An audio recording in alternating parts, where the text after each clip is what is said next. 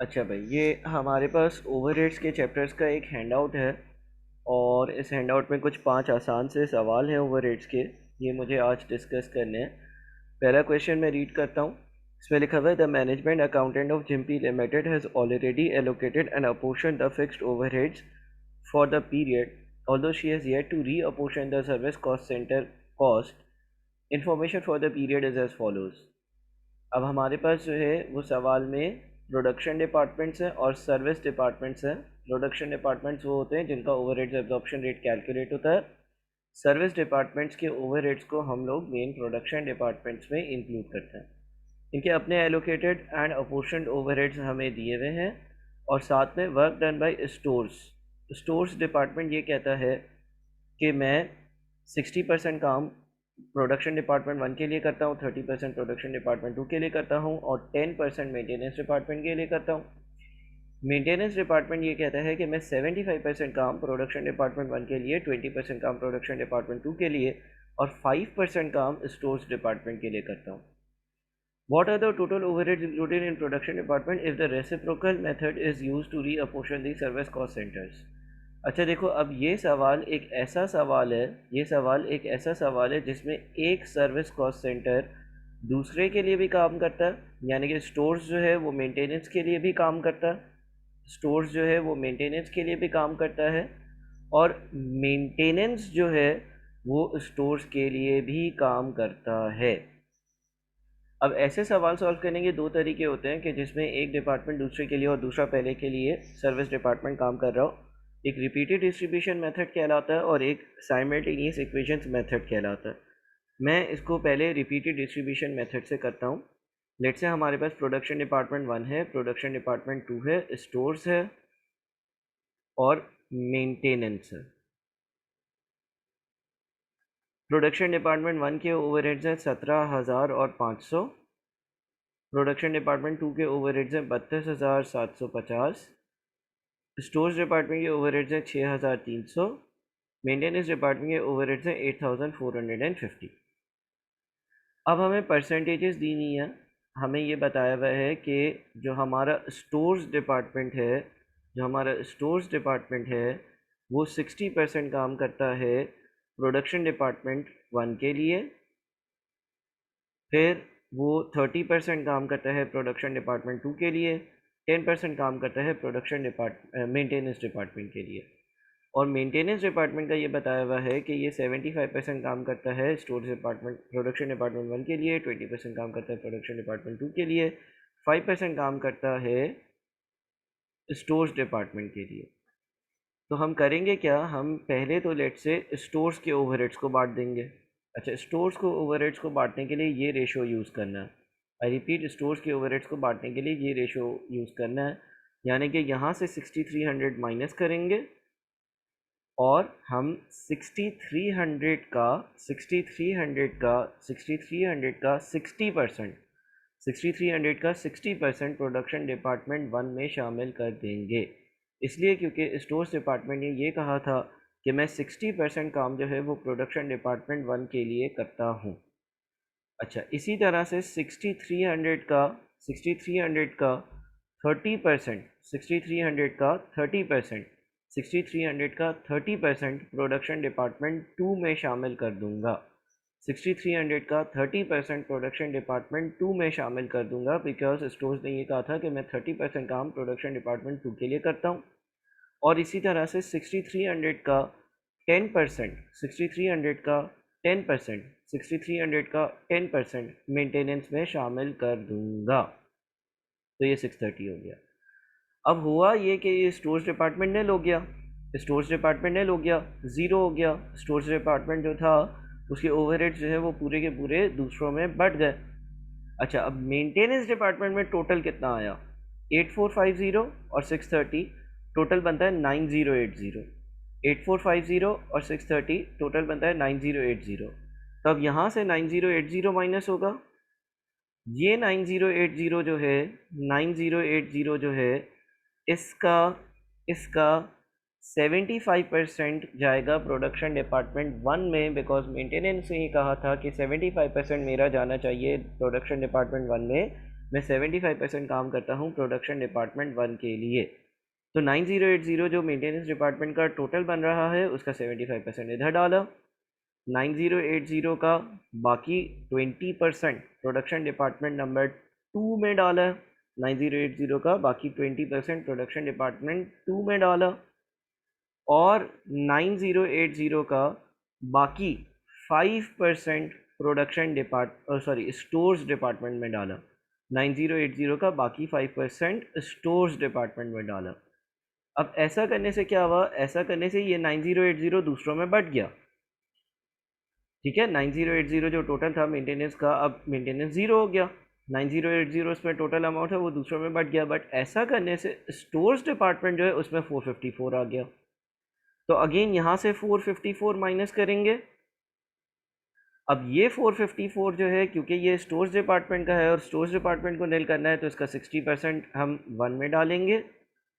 फिर यही 454 का हमें 30% जो है वो प्रोडक्शन डिपार्टमेंट नंबर 2 में डालना होगा, और यही 454 जो है इसका हमें जो 10% है वो मेंटेनेंस डिपार्टमेंट में डालना होगा। ऐसा करने से क्या हुआ, ऐसा करने से अगेन स्टोर्स डिपार्टमेंट देखोगे तो नील हो गया। सम देखो यहाँ पर जो लिखा हुआ है एक्सेल की शीट में, ये नील हो गया बिकॉज आपने वापस से इसमें जो 454 आए थे वो दूसरों में बांट दिए हैं। बट मेंटेनेंस डिपार्टमेंट जो है अब वो नील नहीं है, उसमें 45.4 आ गया। मेंटेनेंस डिपार्टमेंट नील नहीं है, अब उसमें 45.4 आ गया। अब मेंटेनेंस डिपार्टमेंट को नील करने के लिए वापस से यहाँ से 45.4 माइनस किया, मेंटेनेंस डिपार्टमेंट को नील करने के लिए यहाँ से दोबारा से 45.4 माइनस किया, और इन 45.4 में से, इस 45.4 में से मैंने, क्योंकि ये मेंटेनेंस का है, 75% प्रोडक्शन डिपार्टमेंट 1 में डाला। फिर मैंने 45.4 का 20% मेंटेनेंस प्रोडक्शन डिपार्टमेंट 2 में डाला, और फिर मैंने मेंटेनेंस के 45.4 का 5%, जैसा कि वो कहता था कि मेरा 5% जो है वो अब स्टोर्स में डालना, तो 45.4 का 5% जो है वो मैंने स्टोर्स में डाल दिया। अब ऐसा करने से ये नील हो गया, लेकिन यहाँ पर 2.27 का अमाउंट आ गया, ठीक है। तो अब क्या करना पड़ेगा भाई, यहाँ स्टोर से 2.27 निकालना पड़ेगा। अब सर इस तरह तो चलता जाएगा, देखो जब अमाउंट 10 रुपये से कम बच जाए बिल्कुल इनसिग्निफिकेंट अमाउंट बच जाए, जब अमाउंट 10 रुपये से कम बच जाए बिल्कुल इनसिग्निफिकेंट अमाउंट बच जाए, जब अमाउंट 10 रुपये से कम बच जाए बिल्कुल इनसिग्निफिकेंट अमाउंट बच जाए, तो फिर आप उसको मेंटेनेंस डिपार्टमेंट में नहीं डालना, दूसरे दो डिपार्टमेंट्स में इस स्पेसिफिक रेशियो में, यानी कि 60:30 के रेशियो में, दूसरे दो डिपार्टमेंट्स में 60:30 के रेशियो में, नॉट 60 एंड 30%, बल्कि जो स्टोर्स डिपार्टमेंट के मेन प्रोडक्शन डिपार्टमेंट हैं उनके 60:30 के रेशियो में इसको शामिल कर देना। यानी कि इसको 90 से डिवाइड किया और 60 से मल्टीप्लाई किया, और अगेन इसको मैंने 90 से डिवाइड किया और 30 से मल्टीप्लाई किया। अब क्या हुआ सर, अब ये हुआ कि भाई अगर तुम आप टोटल करते हो, ये प्रोडक्शन डिपार्टमेंट 1 का टोटल है, ये 2 का टोटल है, ये स्टोर्स का टोटल है, और ये मेंटेनेंस का टोटल है, ठीक है ना। सारे आपके जितने भी टोटल्स होंगे ना वो ज़ीरो बन रहे होंगे, ठीक है। जितने भी आपके टोटल्स होंगे वो ज़ीरो बन रहे होंगे, सही है भाई। तो आपके पास क्या होगा कि आपका जो आंसर है, इसे बोला था what are the total overheads included in production department number 1 if the reciprocal method is used to reapportion the service centre cost. तो आपका इस मेथड के हिसाब से जो आंसर बन रहा है कि जो प्रोडक्शन डिपार्टमेंट 1 है वो है 28,397.96, यानी कि 28398, यानी कि आंसर आपका सी होगा। सर ये मेथड कब अप्लाई करते हैं और इस मेथड को कहते क्या हैं, इस मेथड को रिपीटेड डिस्ट्रीब्यूशंस मेथड भी कहते हैं, और ये मेथड तब अप्लाई होता है जब एक service centre such as stores, दूसरे service centre such as maintenance के लिए, और दूसरा service centre such as maintenance पहले सर्विस सेंटर यानी कि स्टोर्स के लिए काम कर रहा हो। अगर ऐसा होगा तो ये वाला मेथड अप्लाई होगा, यानी कि बार बार बार बार बार बार मैं डिस्ट्रीब्यूशंस करूँगा जब तक अमाउंट इनसिग्निफिकेंट नहीं रह जाएगी। इनसिग्निफिकेंट अमाउंट रह जाएगी तो उसको माइनस करके दूसरे दोनों मेन प्रोडक्शन डिपार्टमेंट्स में 60:30 या जो भी उन प्रोडक्शन डिपार्टमेंट का रेशो होगा उनमें शामिल कर दूंगा। हाँ भाई बच्चों, यहाँ तक बात समझ में आती है, क्लियर है, कोई कन्फ्यूजन है तो बताओ।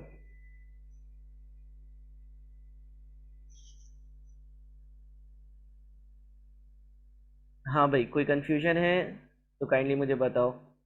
सर, इस क्वेश्चन को सोल्व करने के लिए मेथड का क्या नाम? The recip repeated distribution method. Repeated distribution method. ठीक है। अच्छा जी, ये रिपीटेड डिस्ट्रीब्यूशन मेथड था, सही है ना? अच्छा, अब सर क्या इसका कोई और मेथड है? हाँ, एक और मेथड भी है, एक और मेथड भी है, वो कहलाता है simultaneous equations method. Simultaneous equation method. तो अब मैं साइमल्टेनियस इक्वेशंस मेथड करता हूँ। अच्छा, साइमल्टेनियस इक्वेशंस मेथड कैसे अप्लाई होगा? उसके लिए लेट्स से स्टोर्स डिपार्टमेंट जो है ना, उसको एक्स से रिप्रेजेंट कर दो, और जो मेंटेनेंस डिपार्टमेंट है, मेंटेनेंस डिपार्टमेंट है, उसको वाई से रिप्रेजेंट कर दो। जो स्टोर्स डिपार्टमेंट है उसको एक्स से रिप्रेजेंट कर दो, और जो मेंटेनेंस डिपार्टमेंट है उसको वाई से रिप्रेजेंट कर दो, और दो इक्वेशंस बना लो। एक बनाओ स्टोर्स की, यानी कि x इज इक्वल्स टू। अच्छा सर, स्टोर्स जो है उसके अपने ओवरहेड सवाल में कितने दिए हुए हैं? स्टोर्स के अपने ओवरहेड सवाल में कितने दिए हुए हैं? स्टोर्स के अपने ओवरहेड सवाल में दिए हुए हैं 6300। स्टोर्स के अपने ओवरहेड सवाल में दिए हुए हैं 6300। स्टोर्स के अपने ओवरहेड जो सवाल में दिए हुए हैं वो दिए हुए हैं 6300। स्टोर्स के अपने ओवरहेड सवाल में दिए हुए हैं 6300। और यहाँ पर वर्क डन में देखो, मेंटेनेंस। मेंटेनेंस क्या कहता है? मेंटेनेंस कहता है कि मेरा 5% स्टोर्स में जाएगा। मेंटेनेंस ये कहता है कि मेरा 5% स्टोर्स में जाएगा। मेंटेनेंस ये कहता है कि मेरा 5% स्टोर्स में जाएगा। तो अगर मेंटेनेंस का 5% स्टोर्स में जाएगा, तो 5% इंटू 5% इंटू वाई। क्यों सर 5% इंटू वाई क्यों? देखो, वाई है मेंटेनेंस, वाई है मेंटेनेंस, और 5% ऑफ वाई जो है वो मेंटेनेंस का 5% हुआ। और मैंने ये कहा कि मेंटेनेंस का 5% जो है वो स्टोर्स में जाएगा। तो x is equals to 6300 plus 5% y, का मतलब ये हो गया कि 6300 स्टोर्स के अपने ओवरहेड्स हैं, प्लस जितना भी वाई है यानी कि मेंटेनेंस है, उसका 5% भी स्टोर्स में जा रहा है। तो x is equals to 6300 plus 5% of y। ठीक है। इसी तरह से y यानी कि जो मेंटेनेंस है ना, उसके लिए क्या होगा? 8450। 8450, क्योंकि मेंटेनेंस डिपार्टमेंट y है और y के अपने ओवरहेड्स 8450 हैं। और स्टोर्स ने वर्क डन बाय स्टोर्स में देखो, स्टोर्स कहता है मेरा 10% मेंटेनेंस में शामिल करो। स्टोर्स कहता है मेरा 10% मेंटेनेंस में शामिल करो। स्टोर्स कहता है मेरा 10% मेंटेनेंस में शामिल करो, तो 10% एक्स। सही है। इस तरह से आप अपनी ये दो इक्वेशंस बना लो।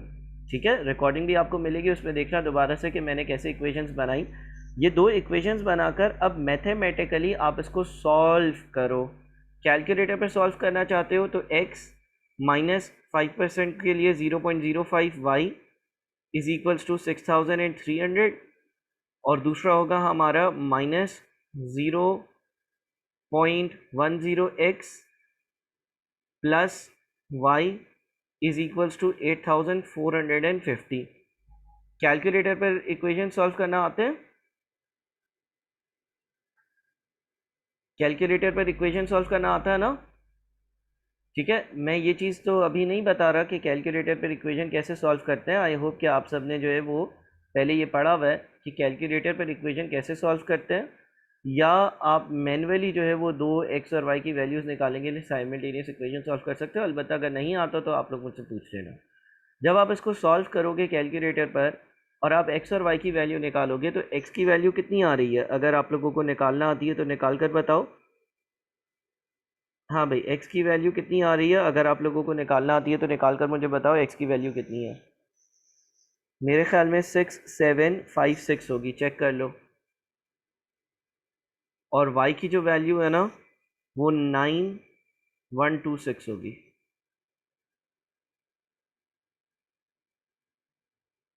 यही है, 6756 और 9126, हाँ या नहीं प्यारे बच्चों बताओ, अगर कैलकुलेटर पे कैलकुलेट करना आता है।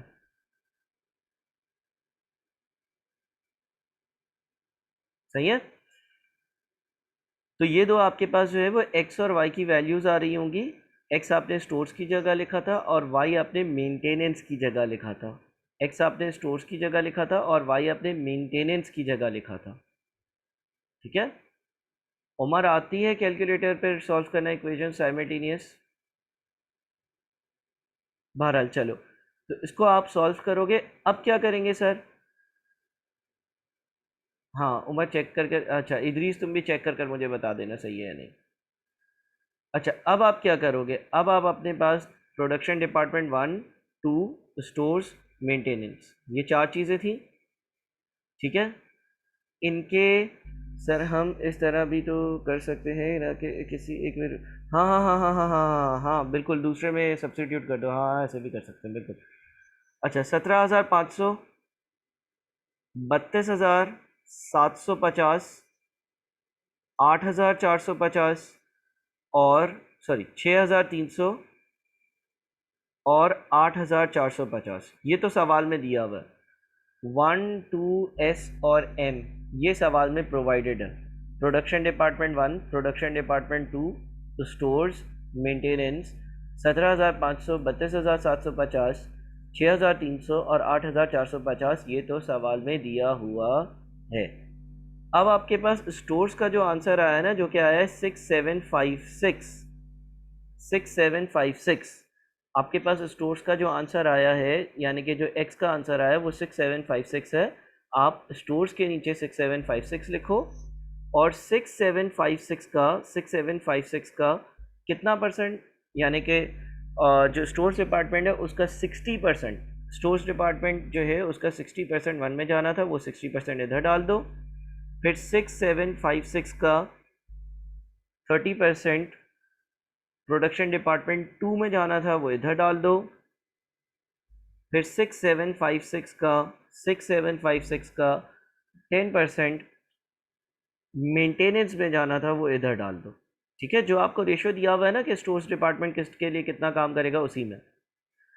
अच्छा, फिर क्या करें सर? फिर ये करोगे कि यहाँ पर आपका जो दूसरा आंसर यानी कि 9126 आ रहा था, वो 9126 जो दूसरा आंसर आ रहा था वो मेंटेनेंस का था, तो 9126 का 75% वन में डाल दो।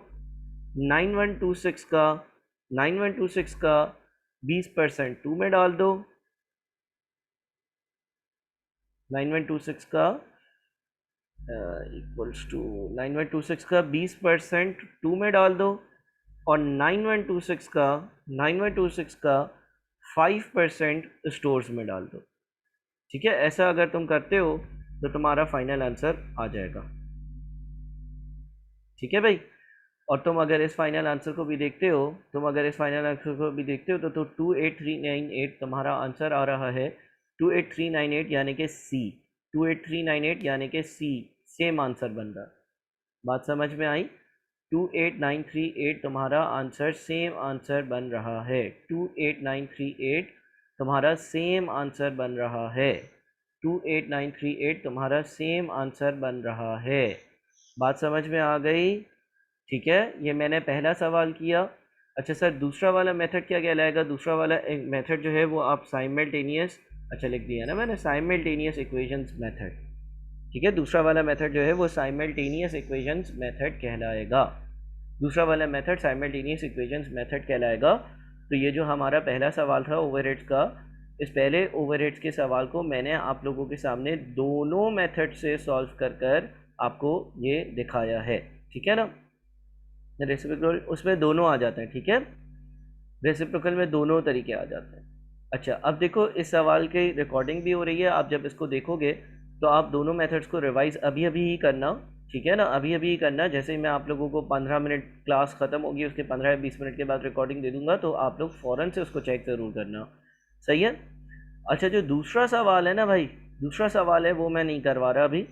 क्यों नहीं करवा रहे सर? बेटा दूसरा सवाल और पहला सवाल बिल्कुल सेम है। तुम देखो, दूसरा सवाल और पहला सवाल बिल्कुल सेम है। कैसे सेम है sir?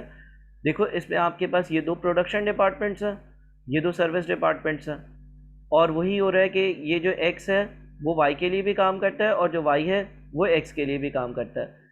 As it is ditto, जैसा हमने पहला सवाल किया वैसे ही दूसरा सवाल भी आपका सॉल्व हो रहा होगा। अभी आप लोगों को क्लास के ओवर होने के 10 मिनट बाद आपको रिकॉर्डिंग भी मिल जाएगी।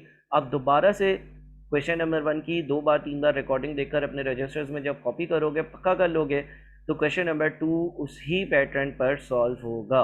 उसमें कोई नई बात नहीं है, बिल्कुल ही ऐसा सवाल है। अच्छा, क्वेश्चन नंबर 3 में क्या है भाई? क्वेश्चन नंबर 3 में हो रहा है कि GH, अच्छा क्या लिखा हुआ है? Factory consist of 2 production cost centres GNH, सही है, ये दोनों प्रोडक्शन कॉस्ट सेंटर्स हैं, and 2 service quarters centres J and K, ठीक है। The total overheads allocated in proportion to each centre are as follows, सही है। The work done by the service cost centres can be represented, अच्छा हाँ ये थोड़ा सा डिफरेंट है सर। क्या डिफरेंट है यहाँ पर बेटा? यहाँ पे डिफरेंस ये है, यहाँ पे डिफरेंस ये है कि जो के है ना, के एक आपका सर्विस कॉस्ट सेंटर है, वो सर्विस कॉस्ट सेंटर जे के लिए काम कर रहा है, ठीक है, percentage of service cost centres K2, लेकिन जे जो है वो के लिए काम नहीं कर रहा। तो ये और आसान सवाल है, इसको मैं करता हूँ। The company apportions service cost centers cost to production cost centers using a method that fully recognizes any work done by one cost center to another for another. What are the total overheads for production cost center G after the apportionment of all the service cost centers? अच्छा जी, G है, H है, J है और K है ना? इनके अपने अपने ओवरहेड्स कितने हैं सर? 40,000, फिर 50,000, फिर 30,000, फिर 18,000, ठीक है। आई रिपीट, 40,000, 50,000, 30,000, 18,000, 40,000, 50,000, 30,000, 18,000, ठीक है सर, डन है, ये बात समझ में आ गई। ठीक है प्यारे बच्चों, ये बात तो सिंपल है ना, समझ गए ना? अच्छा, अब पहले के की बारी, के 18,000 यहाँ से माइनस किया, के का यहाँ से 18,000 माइनस किया। के क्या कहता है? के कहता है कि भाई मैं 50% काम जो है ना वो करता हूँ जी के लिए, ठीक है। देखो यहाँ पे लिखा हुआ है ना, percentage of service cost centre K2GHJ, तो मैं 50% काम करता हूँ जी के लिए, ठीक है। अच्छा, फिर के ये कहता है 18,000 का 40%, मैं 40% काम करता हूँ एच के लिए, ठीक है। और फिर 18,000 का 10%, मैं 10% काम करता हूँ के लिए। बात समझ में आ रही है? बात समझ में आ रही है? 18,000 जो है उसका 50% चला गया जी में, 18,000 का 40% चला गया एच में, 18% का 10% चला गया जे में। सर जे को क्यों पहले नहीं बांटा, के को क्यों पहले बांटा? यार के को इसलिए पहले बांटा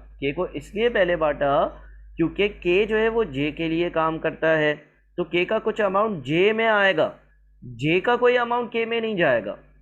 तो इससे फ़ायदा ये होगा कि जे का टोटल अमाउंट अब हमारे पास आ जाएगा, जो हम दूसरे डिपार्टमेंट्स में बांट लेंगे। अब मैंने क्या करना है, अब मैंने ये देखो, ये कितना ऑर्डर टोटल 31,800 ना, तो यहाँ से 31,800 माइनस करना, और जे का जो 31,800 है, जे का जो 31,800 है, उसमें से 30% चला गया जी में, और जे के 31,800 का 70% चला गया एच में, 70% चला गया एच में। तो सर इससे क्या हुआ? इससे बेटा ये हुआ कि अगर तुम ये सारी वैल्यूज़ निकालते हो, ठीक है ना, तो ये दोनों निल हो गए, और आपका जो आंसर है, आंसर क्या होगा? उससे मुझसे क्या पूछा था? उससे मुझसे पूछा था कि ये जो सर्विस कॉल सेंटर्स हैं इनको निल करने के बाद, सर्विस सेंटर्स को निल करने के बाद प्रोडक्शन कॉस्ट सेंटर जी में क्या अमाउंट जाएगा। तो प्रोडक्शन कॉस्ट सेंटर जी में 58,540 ये अमाउंट जाएगा, 58,540 ये अमाउंट जाएगा। डन हो गया? हाँ प्यारे बच्चों, समझ में आ गया? रिकॉर्डिंग भी मिल जाएगी। अली तुम काफ़ी लेट आए हो बेटा क्लास में, पिछले जो क्वेश्चन था क्वेश्चन नंबर 1 वो तुमने पूरा नहीं देखा, रिकॉर्डिंग में ज़रूर देखना, क्वेरीज पूछ लेना, ठीक है। आसान सा सवाल था, 3। अच्छा जी, 4 पर आते हैं, 4 सही है ना? अच्छा जी, 4 में क्या है भाई? 4 में लिखता है Fob limited manufactures many different product which passes through two production cost centres P1 and P2, There are also two service cost centers S1 and S2 in the factory. The following information has been extracted from the budget for the coming year. P1, P2, S1, S2 ये चार अलग अलग departments हैं. इनके allocated and apportion production overheads दिए हुए हैं, number of employees दिए हुए हैं, टोटल मशीन आवर्स दिए हुए हैं, टोटल डायरेक्ट लेबर आवर्स दिए हुए हैं. Service cost center S1 costs are reapportioned to all other cost centers based on the number of employees. Service cost centre S1 की जितनी भी कॉस्ट हैं वो दूसरों में नंबर ऑफ एम्प्लॉयज़ की बुनियाद पर शामिल करी जाती हैं. अच्छा, मैं यहाँ पे लिखता हूँ P1 है हमारे पास, P2 है हमारे पास, S1 है हमारे पास, S2 है हमारे पास. P1 का अमाउंट है 477,550, P2 का अमाउंट है 404,250, S1 का अमाउंट है 132,000 और फिर S2 का अमाउंट है 96,000. सही है. अच्छा, ये ओवरहेड्स हो गए. ठीक है भाई, ये ओवरहेड्स हो गए. अब क्या करें? अब आप S1 को नील करो, और S1 को नील करने के लिए क्या है? S1 cost are reapportion to all other cost centres based on the number of employees. तो यहाँ से 1,32,000 को कर दो माइनस. ठीक है, कर दिया. अच्छा, अब 1,32,000 को नंबर ऑफ एम्प्लॉयज़ की बुनियाद पे दूसरों में शामिल करना है. तो नंबर ऑफ एम्प्लॉयज़ ये रहे. मैं पहले नंबर ऑफ एम्प्लॉयज़ यहाँ पे लिखता हूँ 30, 65, 10, 50. ठीक है. अच्छा, अब एक बात याद रखना चीज़ बेटा, बहुत बहुत बहुत गौर से सुनो. जब हमें S1 की कॉस्ट दूसरे डिपार्टमेंट्स में बांटनी है, और बेसिस है नंबर ऑफ एम्प्लॉयज़, तो मैं जिस डिपार्टमेंट की कॉस्ट बांटनी है यानी कि S1 की, उसके नंबर ऑफ एम्प्लॉयज़ को इग्नोर करूँगा. बात समझ में आ रही है? जिस डिपार्टमेंट की कॉस्ट बांटनी है उसके नंबर ऑफ एम्प्लॉयज़ को इग्नोर करूँगा. तो अगर इसको इग्नोर करता हूँ तो अब ये टोटल 30 लोग यहाँ से खाना खाने आते होंगे. अगर ये स्टोर जो है वो एक कैंटीन, S1 जो है वो एक कैंटीन है. 65 लोग P2 से आते होंगे और 15 लोग जो है वो S2 से आते होंगे. तो 1,32,000 माइनस किया, 1,32,000 के 110 हिस्से किए, 30 हिस्से शामिल कर दिए P1 में. फिर 1,32,000 के 110 हिस्से किए, 65 हिस्से शामिल कर दिए P2 में. और फिर 1,32,000 के 110 हिस्से किए और 15 हिस्से शामिल कर दिए S2 में. जिस डिपार्टमेंट के ओवरहेड्स को बांटना है, हाँ बिल्कुल उमर, बिल्कुल एक्सेलेंट, ज़बरदस्त, यही रेशो बन रहा है. जिस डिपार्टमेंट के ओवरहेड्स को बांटना है उस डिपार्टमेंट के अपने नंबर ऑफ एम्प्लॉयज़ को मैंने कंसिडर नहीं करना. अच्छा सर, अब क्या होगा सर? बेटा, अब ऐसा होगा कि आगे अगर पढ़ते हैं तो सवाल कहता है कि सर्विस कॉस्ट सेंटर S2, जो सर्विस कॉस्ट सेंटर S2 है, only does work for P1 and P2 and its cost are reapportion to these centres in the ratio of 5:3 respectively. सीधा सीधा उसने बता दिया कि ये जो सर्विस कॉस्ट सेंटर S2 है, इसके खर्चों को P1 और P2 में बांटना 5:3 के रेशियो में. तो ये टोटल बनता है 1,14,000. 1,14,000 यहाँ से माइनस हुआ. सही है ना? 1,14,000 के 8 हिस्से किए, 5:3 का रेशो है, 5 हिस्से इधर आ गए. 1,14,000 के 8 हिस्से किए, 5 हिस्से इधर आ गए. और 1,14,000 के 8 हिस्से किए और 3 हिस्से इधर आ गए, है ना? और अब हम इनका ज़रा टोटल करते हैं. अगर हम इनका टोटल करते हैं तो भाई ये हमारे टोटल्स बन रहे हैं. सही है भाई, ये हमारे टोटल्स बन रहे हैं. अच्छा, उसने क्या कहा था? उसने कहा था कि calculate the machine hours absorption rate for cost centre P1, the direct labour hours absorption rate for cost centre P2. ठीक है जनाब? अच्छा जी, तो सर इसका क्या मतलब हुआ बेटा? इसका मतलब ये हुआ कि जब आप P1 का ओवरहेड्स एब्जॉर्प्शन रेट निकालोगे, P1 का निकालोगे तो आप मशीन आवर्स से डिवाइड करोगे. P1 के मशीन आवर्स कितने हैं? हाँ प्यारे बच्चों, P1 के मशीन आवर्स कितने हैं? सर P1 के जो मशीन आवर्स है ना वो 68,000 है. P1 के जो मशीन आवर्स है ना वो 68,000 है. P1 के जो मशीन आवर्स हैं वो 68,000 है. तो 584,800 डिवाइडेड बाई 68,000, ये 8.6 का रेट आया. अच्छा, और P2 जो है वो लेबर इंटेंसिव कैपिटल इंटेंसिव वाली बात भी याद है ना? P2 क्या है? P2 जो है वो लेबर इंटेंसिव है, क्योंकि यहाँ पे लेबर आवर्स 14,000 लगे हैं, मशीन आवर्स तो सिर्फ 11,400 लगे हैं। तो P2 क्योंकि लेबर इंटेंसिव है तो 14,000 से डिवाइड करेंगे। तो ये आपके पास 8.6 और 37.5 ये दो रेट्स आ रहे हैं। सही है जनाब? हाँ जी। इस क्वेश्चन में किसी को मसला कोई जल्दी जल्दी आप लोग काइंडली मुझे बता सकते हैं, इन्फॉर्म कर सकते हैं, ताकि हम इसके मसले को डिस्कस करें। वैसे इसकी रिकॉर्डिंग भी आपको मिल जाएगी। अच्छा मधिया, तुमने मेरे ख्याल में क्लासेस जो है वो इसी वीक या कुछ दिनों पहले ही ज्वाइन की है। मैं तुम्हें ग्रुप पर ज़रा गाइड कर दूंगा। आज ही मेरे पास टाइम है, आज तो मैं आप लोगों को गाइड कर दूंगा। बाकी एक इसकी रिकॉर्डिंग भी मिल जाएगी, तो आप लोगों को कोई मसला नहीं होगा इस स्पेसिफिक सेशन की क्वेरीज में भी। क्वेश्चन नंबर 5 मैं चाहूँगा कि आप लोग खुद करो। वैसा ही क्वेश्चन है जैसे मैंने ऊपर सवाल करे हैं, वही आपके पास पी क्यू टी वी जो है वो डिपार्टमेंट्स हैं, एक डिपार्टमेंट दूसरे के लिए काम करता है, उसकी परसेंटेजेस हैं। ठीक है, ऐसा सवाल हमने कर लिया। अच्छा जनाब, तो अब मैं रिकॉर्डिंग को शॉर्ट रखने के लिए, ताकि अपलोड आराम से हो जाए और क्या कहते हैं जल्दी हो जाए, मैं इस सेशन को एंड करता हूँ। बहरहाल जितने पाँचों बच्चों आप लोग ऑनलाइन हो ना, व्हाट्सएप पर आ जाओ अभी जो ऑनलाइन हो, ताकि मैं आप लोगों को गाइड कर दूं। और क्या कहते हैं दूसरे भी जितने बच्चे हैं उनको भी मुझे गाइड करना है। तो ये मैं सेशन की रिकॉर्डिंग जो है वो लगाता हूँ और हम लोग व्हाट्सएप पर आ जाते हैं, बात करते हैं। ठीक है भाई, जितने भी बच्चे ऑनलाइन हो सारे के सारे व्हाट्सएप पर आ जाओ, है ना? चलो, अपना ख्याल रखना। अल्लाह हाफिज़।